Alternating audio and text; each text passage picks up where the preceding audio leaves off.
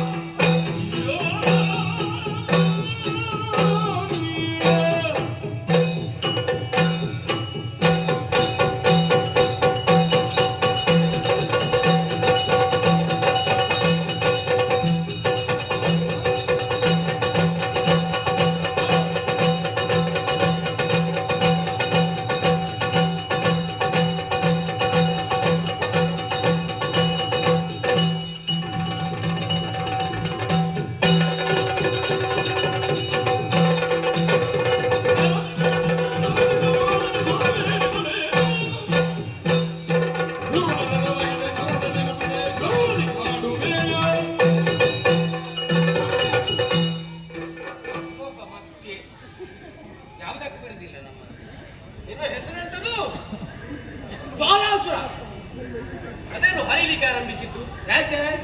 ಜ್ವಾಲವ ಅಲ್ಲ, ಬೇರೆಲ್ಲ ಆಲೋಚನೆ ಮಾಡಬೇಡ. ಜ್ವಾಲ ಬಂದ ನೀವು ಉರಿಯುವುದು ಯಾಕೆ? ಜ್ವಾಲಾಸುರ ಬಂದ ನಿನಗೆ ಉರಿಬೇಕು, ನನಗೆ ನಾನು ಜ್ವಾಲ ಆದ್ರೆ ನನಗೆ ಉರಿತದೆ. ನಾನು ಬೆಂಕಿಯಲ್ಲಿ ಇರುವ ಪುಣ್ಯಾತ್ಮ. ಹಾಗೆ ಹಾಗೆ ಬೆಂಕಿ ಜೊತೆ ಬೆಂಕಿ ಸೇರಿದ್ರೆ ಏನಾಗುತ್ತದೆ? ಏನಾಗ್ತದೆ? ಏನಾಗುದಿಲ್ಲ, ಒಟ್ಟು ಸೇರ್ತದೆ ಮತ್ತೆ. ಹಾಗೆ ನೀನು ಬೆಂಕಿ, ನಾನು ಮತ್ತೊಂದು ಬೆಂಕಿ. ಬೆಂಕಿಯಲ್ಲಿ ಮತ್ತೊಂದು ಬೆಂಕಿ ಉಂಟು. ಹೌದೌದು, ಯಾಕೆ ಇರಬಾರ್ದು? ಹೇಗೆ? ಹೆಸರು ಒಂದಿರ್ಬೋದು. ಮನೆಯಲ್ಲಿ ಉರಿಯುವುದು ಬೇರೆ, ಯಜ್ಞದಲ್ಲಿ ಬೇರೆ.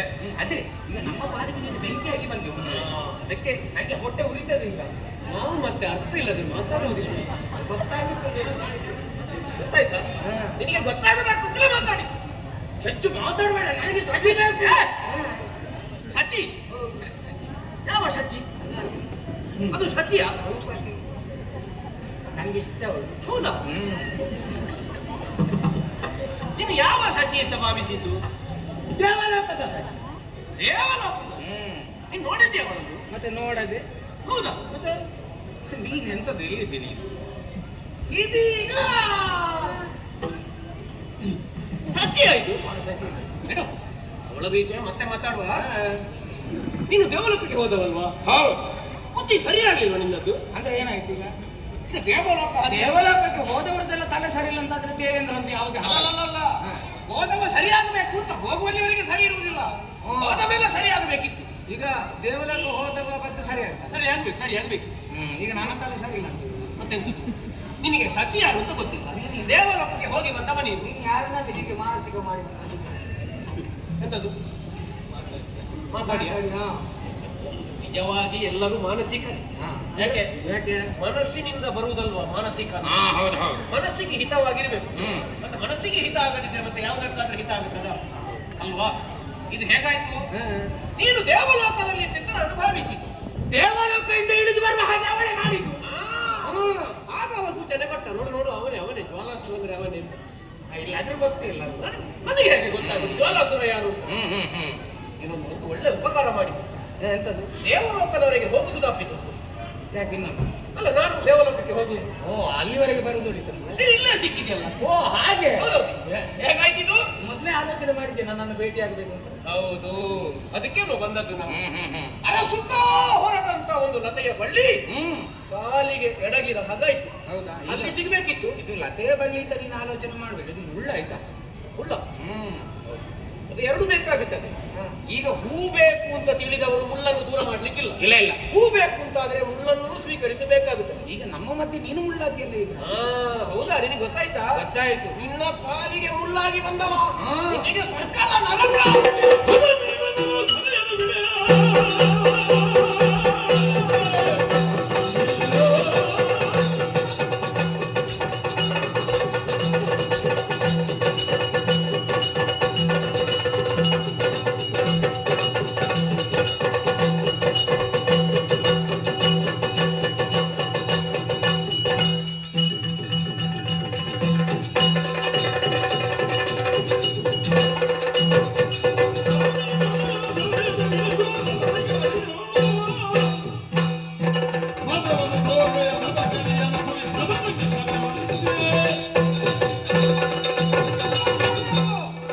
ಸತ್ಯವನ್ನು ಬೀಳಿಸಿರುವಂತಹ ಕಾಲಕ್ಕೆ ಮುಂದಾಗಿ ಬಂದೆ. ಅಧಿಕ ಪ್ರಸಂಗಿ ನನ್ನನ್ನು ಯಾವ ಕೆಲಸ ಮಾಡೋದಕ್ಕೆ ಬಿಡುದಿಲ್ಲ ನೀನು. ಪ್ರಸಂಗದಲ್ಲಿ ಅಧಿಕ ಉಂಟ ಮತ್ತದು ಈಗ ನಿನ್ನದು ಅಧಿಕ ಪ್ರಸಂಗ. ಹೇಗೆ ಅದು? ಇಲ್ಲ ಅಂತಂದ್ರೆ ನನ್ನ ಹತ್ತಿರಕ್ಕೆ ಬರಬೇಕು ನೀನು. ಮತ್ತೆ ನಿನ್ನದು ಯಾವುದು ಪ್ರಸಂಗ? ನಿನಗೆ ಬೇರೆ ಎಂತದ್ದು ಕೆಲಸ ಇಲ್ಲ ಇಲ್ಲ. ಈಗ ನನ್ನದಾದ್ರೆ ನಿನ್ನದು ಯಾವುದು? ಈಗ ಮೊದಲು ಸಚಿಯಲ್ಲಿಗೆ ಹೋದದ್ದು ಯಾರು? ಯಾರು ಹೋದ? ನಾನೇ ಹೋದ್ದು. ಮತ್ತೆ ಯಾರ್ದು? ಅದು ಮೊದಲು ಅಧಿಕ ಆಗಿ ಹೋಗಿದೆ. ಹೌದಾ? ಅಧಿಕ ಆಗಿ ಹೋದ ಬಳಿಕ ಮತ್ತೆ ಯಾರು ನಿಲ್ಲಿಸಿದಕ್ಕೆ ಆಗುದಿಲ್ಲ. ಅದಕ್ಕೆ ಬೇಗ ಮುಗಿಸುವ ಹೊರಟ. ಈಗ ಮಧ್ಯೆ ನೀನು ಇಲ್ಲ, ಅದಕ್ಕೆ ನಿನಗೆ ಬೇಗ ಮುಗಿಸುವ ಹೊರಟದ. ನನಗೆ ಆದಷ್ಟು ಬೇಗ ಆಗಬೇಕಿಲ್ಲ. ಹೌದು. ಮೊದಲಾಗಿ ಹೇಳ್ತೇನೆ, ಅದಕ್ಕೆ ಮಧ್ಯ ಬೇಗ ಅವಳನ್ನ ಬಿಟ್ಟು ಕೊಟ್ರೆ ಒಳಿತು. ಯಾರನ್ನು ಅವಳನ್ನ ಕೊಡದಿದ್ರೆ ಇಲ್ಲ ಅಂತಾದ್ರೆ ಬಾಲಕ ಓ ಇಷ್ಟು ಬೇಗ ಆಯುಷ್ಯ ತೀರಿ ಹೋಗುತ್ತಲ್ಲ ಅಂತ ಬೇಸರ ಆಗತ್ತದೆ. ನಾವು ಹೌದಾ? ಮತ್ತೆ ಓ, ನನ್ನ ಆಯುಷ್ಯ ಬರೆಯುವವ ನೀನೆ. ಮತ್ತೆ ನಾನೇ ಬರೆಯುವುದು. ಹೌದಾ? ಹೌದು. ಹಾ, ಹಾ. ಮತ್ತೆ ಇದೆಂತದಕ್ಕೆ ಕರ್ಮಕ್ಕೆ ಎಂತದಕ್ಕೆ? ತಲೆ ಕತ್ತರಿಸ್ತೇನೆ. ನೀನು ಕಡಿದ್ರೆ ಮಾತ್ರ ಕತ್ತರಿ. ಹೌದು. ಏನೋ ನಾವು ಇದರಲ್ಲಿ ಬಿಡ್ಲಿಕ್ಕೆ ಆಗುದಿಲ್ಲ. ಅದು ಚುಚ್ಚಿ ಹೋಗಿದ್ದ ಅಷ್ಟೇ. ನೀನು ಅದರಲ್ಲಿ ಕತ್ತರಿಸಬೇಕು ಅಂತಂದ್ರೆ ಹತ್ತಿರಕ್ಕೆ ಬರ್ಬೇಕು. ಆಹಾ. ನಾವು ಹತ್ತಿರ ಬರ್ಬೇಕು ಅಂತಿಲ್ಲ, ದೂರದಲ್ಲಿ ಆ!